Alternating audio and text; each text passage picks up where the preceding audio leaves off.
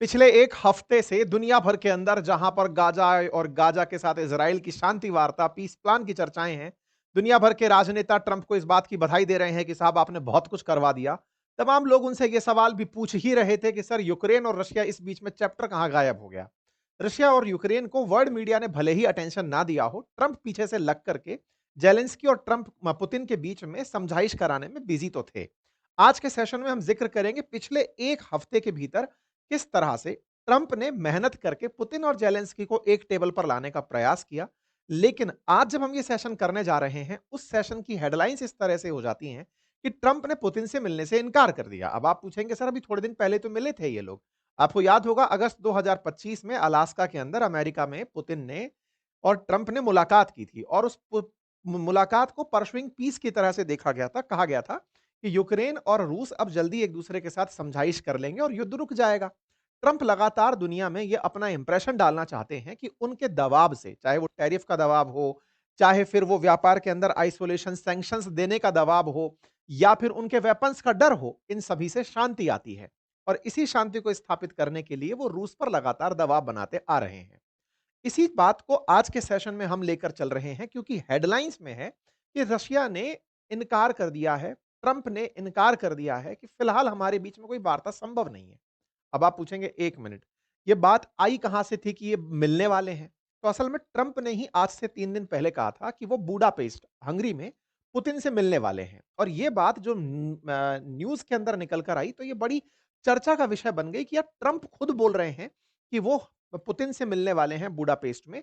और अब मीडिया में खबरें ये आती है कि जब जेलेंस्की इनसे मिल लेते हैं, उसके बाद हेडिंग आती है कि नहीं साहब मीटिंग कैंसल कर दी। आप में से बहुत सारे मित्र मेरे जो इस चैनल के लगातार व्यूअर हैं, लंबे समय से देख रहे हैं, उन्होंने हो सकता है कि इन सारे अपडेट्स को पिछले 1 हफ्ते से ना लिया हो, क्योंकि हर एक दिन की जो छोटे-छोटे अपडेट्स हैं, उस पर हम सेशन नहीं कर रहे। तो पिछले 1 हफ्ते में जो भी घटित हुआ ना, उसको मैं आज आपके सामने समराइज़ करने का प्रयास कर रहा हूँ। ऐसा इसलिए क्योंकि हर एक दिन का जो छोटा-छोटा अपडेट है, वो बड़ा अपने आप में कहानी बनकर आज आपके सामने है। आज की कहानी में जिन बातों की हम ज़िक्र करेंगे, मैं उन्हें आपके सामने एक बार ब्रीफ कर देता हूँ। पहला ज़िक्र इस बात का होगा कि क्या रशिया और यूक्रेन शांति की राह में आगे बढ़ रहे हैं? ट्रंप उसके लिए कुछ कर रहे हैं? आज उस पर चर्चा होगी। चर्चा इस बात पर होगी कि यूक्रेन पिछले कई समय से अमेरिका से लॉन्ग रेंज मिसाइल मांग रहा है। टॉम हॉक मिसाइल मांग रहा है। क्या अमेरिका उन्हें टॉम हॉक मिसाइल देने के लिए तैयार हो रहा है? तीसरा, ट्रंप ने हाल ही में जेलेंस्की को धमकाया। यह बात मीडिया में नहीं आई, लेकिन एक न्यूज़ चैनल ने इस रविवार को इस बात को अंदर के सूत्रों से बाहर निकाल दिया। सूत्रों से बाहर निकलकर यह आया कि इस बार पब्लिक में जेलेंस्की को ट्रंप ने नहीं धमकाया, अकेले में धमकाया और इतना तेज धमकाया कि वो जो कागज लेकर आए थे जेलेंस्की, उन्हें ट्रंप ने दूर फेंक दिया। कहा गया कि ट्रंप ने जेलेंस्की पर दबाव बनाया कि या तो तुम पुतिन का प्लान मान जाओ, अदरवाइज वो तुम्हें बर्बाद कर देंगे। इसका मतलब अभी भी ट्रंप और पुतिन के बीच का जो प्रेम है, वो पब्लिक के सामने जिंदा है। मतलब ये दोनों एक दूसरे के हितों का ख्याल रखते हैं। ट्रंप जानते हैं कि पुतिन को दबाया नहीं जा सकता और पुतिन का ट्रंप से एक फोन कॉल, जिस फोन कॉल के बाद में जेलेंस्की को इस तरह से मिली फटकार, इस समय मीडिया में अलग तरह की चर्चा बनी हुई है। दिखाया कुछ और जा रहा है, हो कुछ और रहा है। अब ये चीज रीसरफेस होने लगी है कि ऐसा पुतिन और ट्रंप के बीच में क्या हुआ जिसके चलते जेलेंस्की को डांट पड़ गई और उन्हें ट्रंप ने एक ऑफर दे दिया। जेलेंस्की को ट्रंप का ऑफर मिला कि एक पर्टिकुलर क्षेत्र जिसका नाम डॉनबास है, इसे तुम पुतिन को दे दो, अदरवाइज वो तुम्हें बर्बाद कर देगा। तो आज के सेशन में विस्तार से इन सब बातों पर चर्चा होगी। लेकिन चूंकि पिछले कई हफ्ते से हम लोग जो चर्चा करते आ रहे थे, उसमें डिमांड यही थी कि यूक्रेन टॉम हॉक मिसाइल चाहता है, तो इसी के लिए ट्रंप के साथ मुलाकात जो जेलेंस्की की हुई उसे कवर करेंगे। पुतिन की ट्रंप से जो मुलाकात फोन पर हुई यानी कि वार्ता हुई, उसकी हम जिक्र करेंगे और इसको कंक्लूड करने का प्रयास करेंगे। तो चलिए आगे बढ़ते हैं। इन्हीं सुर्खियों के साथ जेलेंस्की की बातें और सब होगा, टॉम हॉक पर भी अपडेट होगा। इससे पहले आप सभी को गोवर्धन पूजा की बहुत सारी शुभकामनाएं। दिवाली का महोत्सव अभी भी जारी है। संभवतया आपने अपने जानने वालों को इस दिवाली में उपहार स्वरूप हमारे अपनी पाठशाला और बातें बाजार की एप्लीकेशंस पर चल रहे ऑफर्स से अपने जानने वालों को कुछ निश्चित ही भेंट दी होंगी। अभी भी त्योहार जारी है। आप अपने प्रियजनों के लिए कुछ अच्छे कोर्सेज या खुद के लिए भी खुद को एक अच्छा सा गिफ्ट दे सकते हैं। कोर्सेज को जाकर अवश्य चेक करें। साथियों, हेडलाइंस जिस तरह से बनकर आई कि ट्रंप और पुतिन की मुलाकात रद्द हो गई है, इस हेडलाइन को हम सबसे एंड में लेकर चलेंगे क्योंकि ये शुरुआत में सुनने में आती है, लेकिन इसकी पटकथा कहाँ से रची गई पहले वहाँ चलते हैं। आप सभी को अलास्का की ये मीटिंग तो अच्छे से याद होगी। जब ये दोनों महानुभाव मिले थे, दुनिया को बड़ी उम्मीदें थी कि रशिया यूक्रेन रुक जाएगा। अगस्त की इस मीटिंग को न्यूज़ चैनल्स ने बढ़ा-चढ़ा कर बताया था। इस मीटिंग में जिस तरह की बात निकल कर आई, उससे कहीं न कहीं ये लग रहा था कि ट्रंप अपने दबाव से ज़ेलेंस्की को मना लेंगे और उधर से पुतिन को ये कह कर के कि मैंने ज़ेलेंस्की को दबा लिया है, मान जाओ टाइप से बात हो जाएगी। लेकिन ज़ेलेंस्की ने ट्रंप के सामने एक अलग ही चीज़ रख दी थी और ये कहा था कि सर देखो, अच्छे से रूस ये जानता है कि हमारे पास बहुत दूर तक मार करने वाली मिसाइलें नहीं हैं। जब हमारे पास मिसाइलें नहीं हैं, तो वो हमको हर समय मारता रहता है।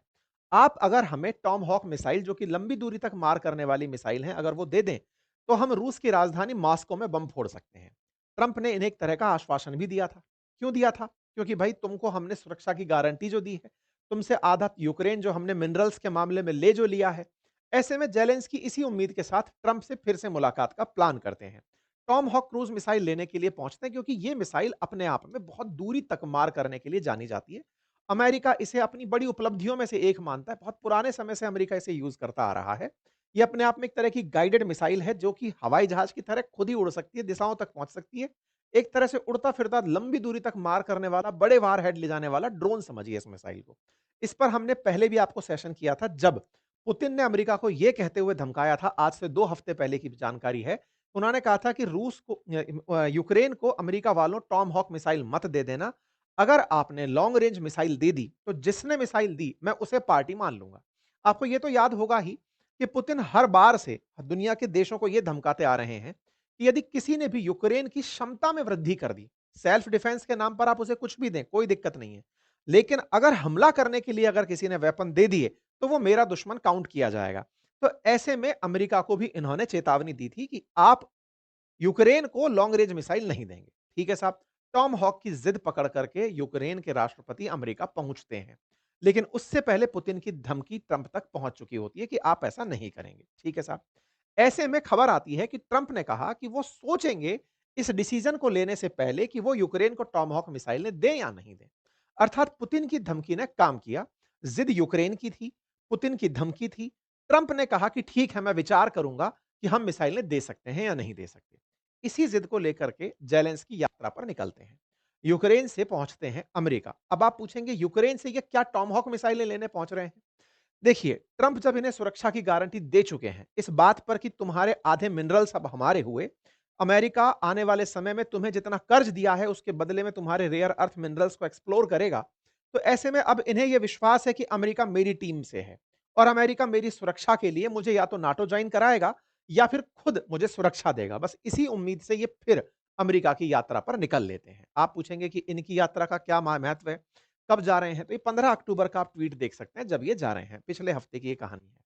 आप पूछ रहे होंगे उस समय तो चल रहा था गाज़ा और वो इज़राइल की कहानी चल रही थी, ठीक बात है।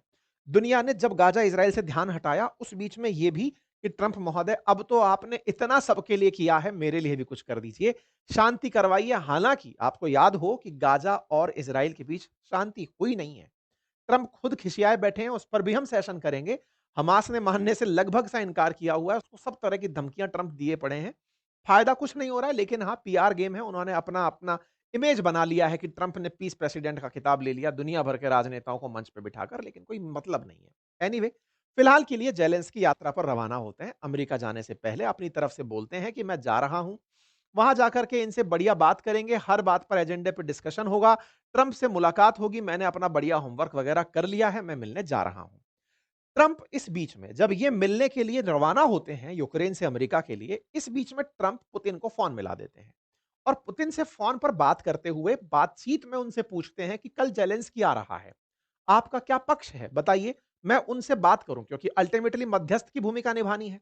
मध्यस्थ की भूमिका निभानी है तो आपकी तरफ से अगर कोई पॉइंट हो तो बताइए। अब यहाँ पर आप देखिएगा, इसमें एक पॉइंट मेंशन है और वो ये है कि a meeting location is to be determined president Putin and I will then meet in an agreed upon location that is Budapest, Hungary to see if we can bring this inglorious war between Russia and Ukraine to an and.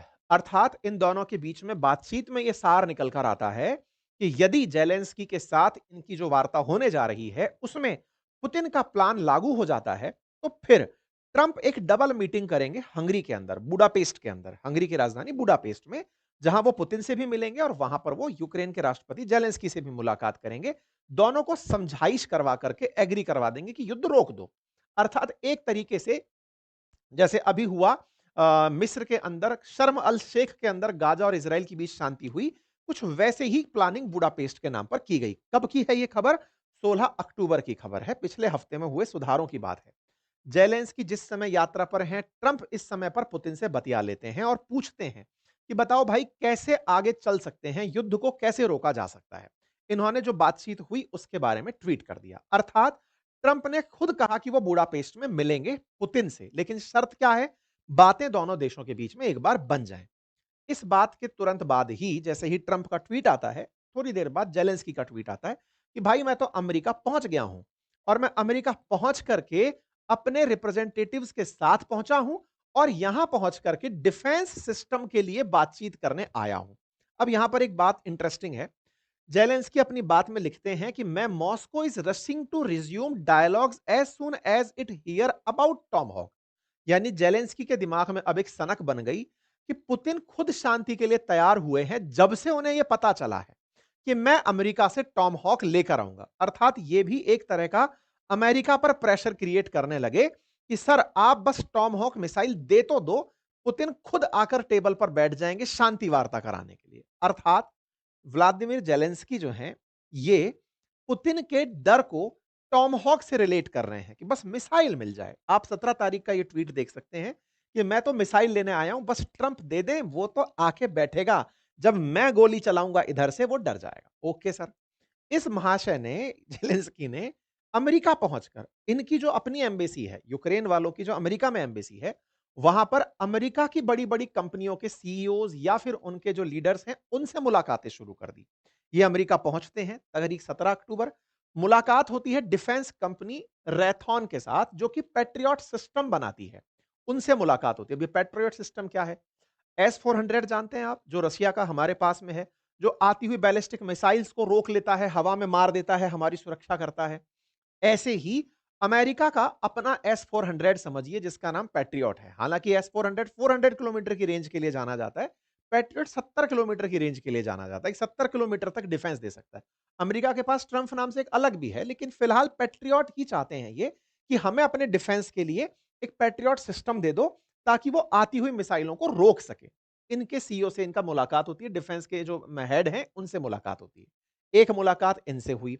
दूसरी मुलाकात होती है defence company Lockheed Martin से, और यहां पर F-16 के लिए बात होती है, फाइटर जेट के लिए। अर्थात जेलेंस्की अब इरादों में डिफेंस की जगह अटैकिंग मोड पर जाने की तैयारी कर रहे हैं। अब तक ये अपने ऊपर हो रहे हमलों से बचने के लिए चीजें मांग रहे थे, या फिर पैट्रियट था वो इन पर होते हमलों से बचने के लिए था। अब क्या कह रहे हैं? F-16 फाइटर जेट दे दो, ताकि जाकर अगर हमला भी करना पड़े तो ढंग से जाकर के हमला कर पाए। ठीक है साहब। F-16 की बातचीत यहां होती है। तीसरा, यूएस डिपार्टमेंट ऑफ एनर्जी के जो रिप्रेजेंटेटिव्स हैं, सेक्रेटरी हैं, उनसे इनकी मुलाकात होती है। अब ये क्या कहानी है?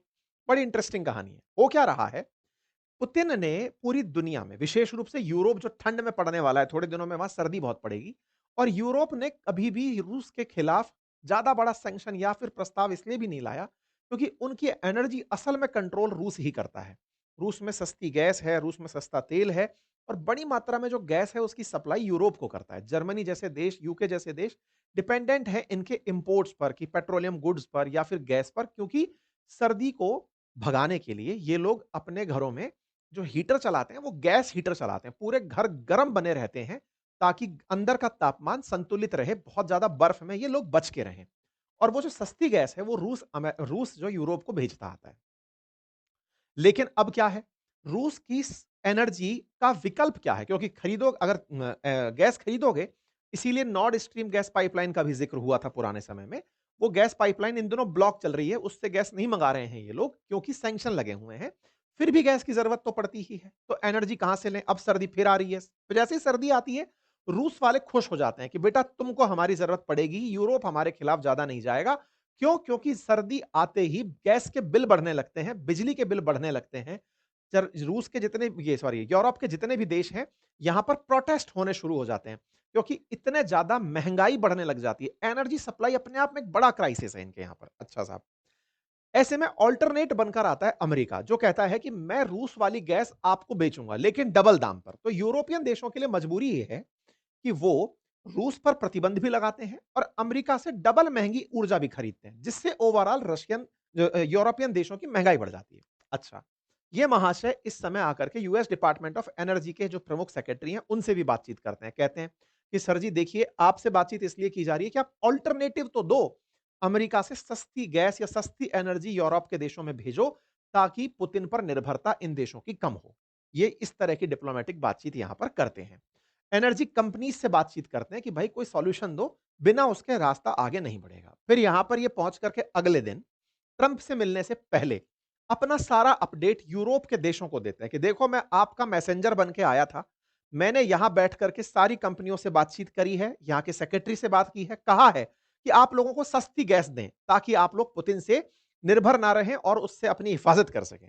ये सबको फोन पर बतियाते हैं, अपनी तरफ से जानकारी देते हैं। यानी कि अब यूक्रेन के जेलेंस्की यूरोपियन देशों के फेस बनकर अमेरिका में जाकर बैठते हैं। ये तस्वीर है, मैसेज है, ये सारी बातें निकल कर आती हैं।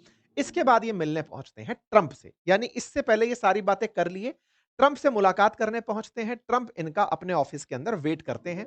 तस्वीरें बाहर निकल कर आती है, दोनों की मुलाकात है। यानी कि थोड़ा सा आगे पीछे आप देख सकते हैं, जेलेंस्की ने जो बातचीत की है यूरोप के लीडर से, वो ट्रंप से मुलाकात के बाद भी की है।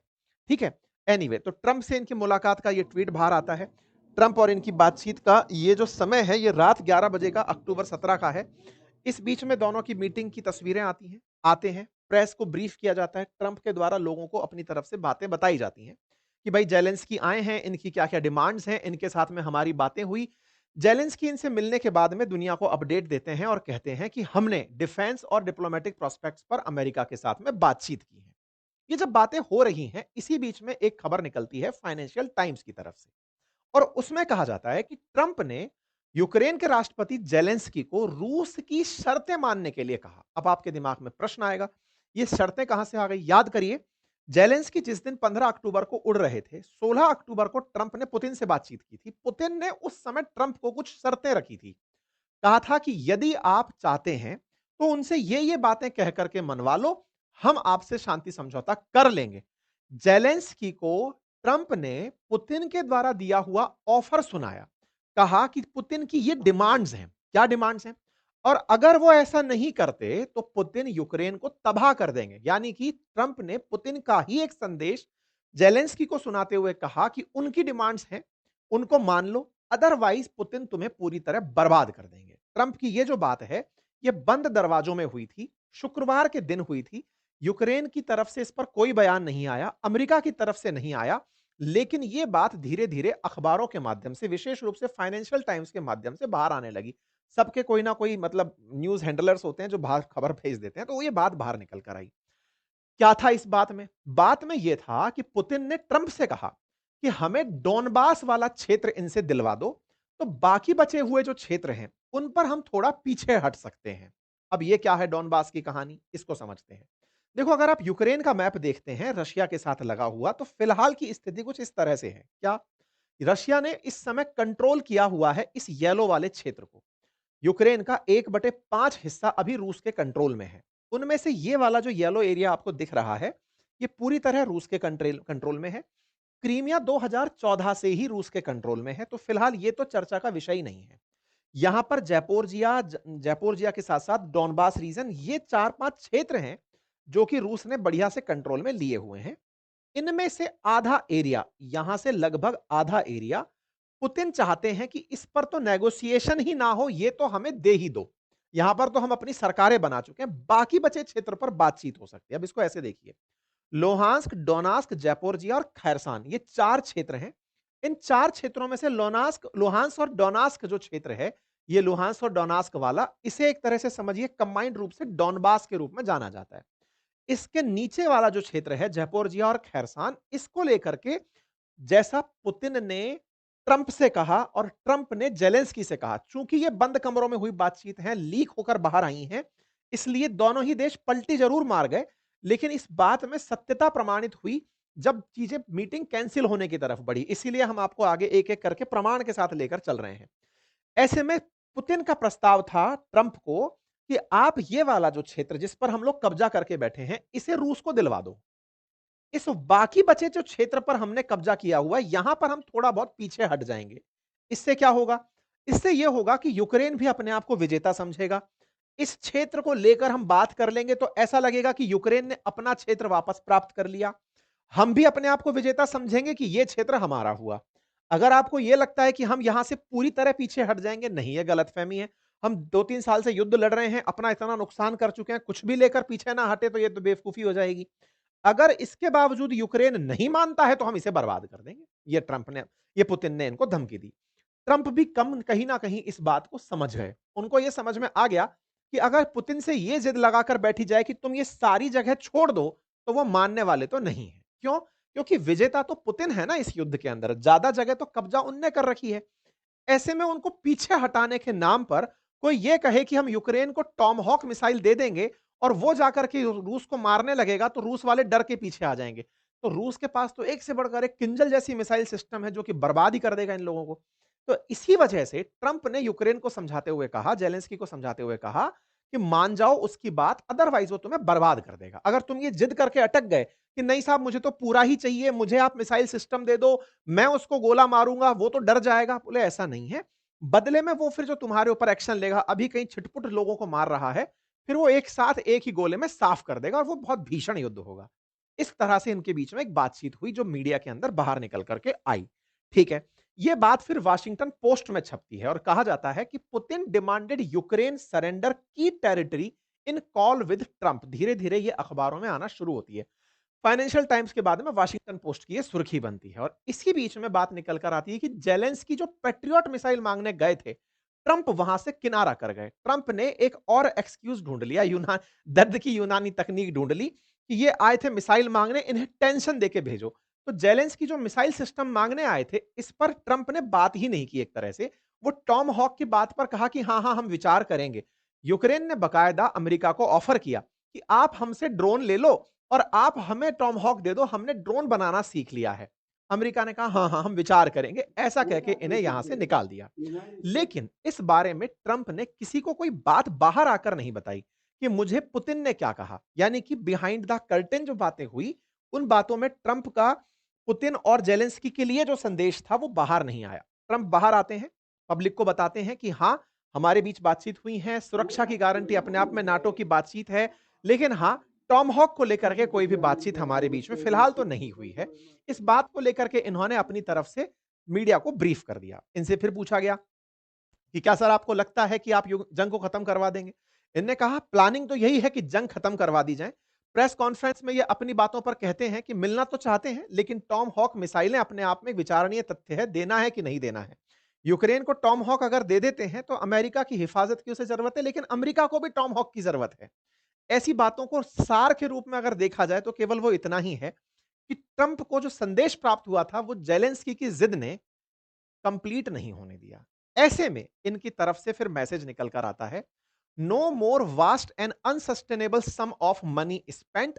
और अपनी तरफ से ये अपनी बात को लिखते हुए ये बात मेंशन करते हैं कि भाई मैं पुतिन से अभी नहीं मिलूंगा। और वास्तविकता भी है, क्यों नहीं मिलेंगे? क्योंकि यूक्रेन ने अपनी तरफ से यह कहा कि हम अपनी कोई भी जमीन देने को तैयार नहीं है। जिद इस बात पर अटकी हुई है कि पुतिन चाहते हैं कि जो कब्जा कर रखा है कम से कम आधा तो दे दो। जेलेंस्की जिद पर अड़े हैं कि तुम्हारे जैसे देश की सुरक्षा हमारे पास है। अपने आप को अमेरिका कहता है कि हम दुनिया में शहंशाह हैं। अगर ऐसा ही है तो तुम्हारी छत्र छाया में रहकर भी अगर हमें जगह देनी पड़ी तो ये बात तो हम म्यूचुअली बैठ के कर लेते, तुम्हारी क्या जरूरत पड़ती। ये बात जेलेंस्की की भी सही है।